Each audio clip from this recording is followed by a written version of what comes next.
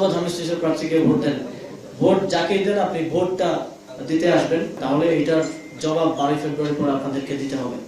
আমরা দেখেছি যে বিভিন্ন বড় বড় হাউসের সম্পাদকরা বলেছেন যে ডিজিএফ এর টোটকা দিয়ে তারা 5 আগস্টের আগে নিউজ করেছে।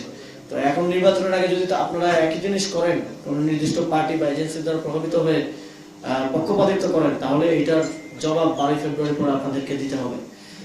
আমরা বাংলাদেশের সর্বশেষ বাংলাদেশের জনগণকে আহ্বান জানাতে চাই যে 1400 পিতামাতার বুক খালি করে 30,000 আমাদের সহযোদ্ধাদের আহত হওয়ার মধ্য দিয়ে, আত্মত্যাগের মধ্য দিয়ে, এবং বাংলাদেশের কোটি কোটি মানুষের নিপীড়ন নিগৃহীত হওয়ার 17 বছরের ইতিহাসের পর বাংলাদেশে আজকে এই নির্বাচনের পরিবেশ তৈরি হয়েছে। একটি নির্বাচন হতে যাচ্ছে।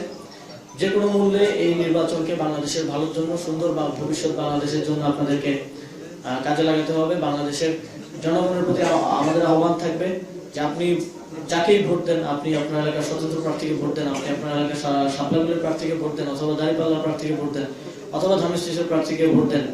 ভোট যাকেই দেন আপনি ভোটটা দিতে আসবেন, কেন্দ্রে এসে আপনার ভোটাধিকার প্রয়োগ করবেন।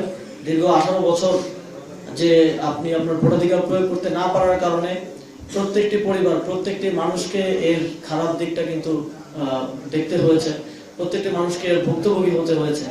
সুতরাং এবারে আপনার ভোটাধিকার প্রয়োগের মধ্য দিয়ে বাংলাদেশে একটি নতুন বাংলাদেশের পথে আমরা যেতে পারবো। আপনার আগামীকাল এই 10 ঘন্টার যে ভোট গ্রহণের সময়, এই সময়টাই আগামী 5 বছর, আগামী 10 বছর, 20 বছরের বাংলাদেশের ভবিষ্যৎ নির্ধারণ করবে।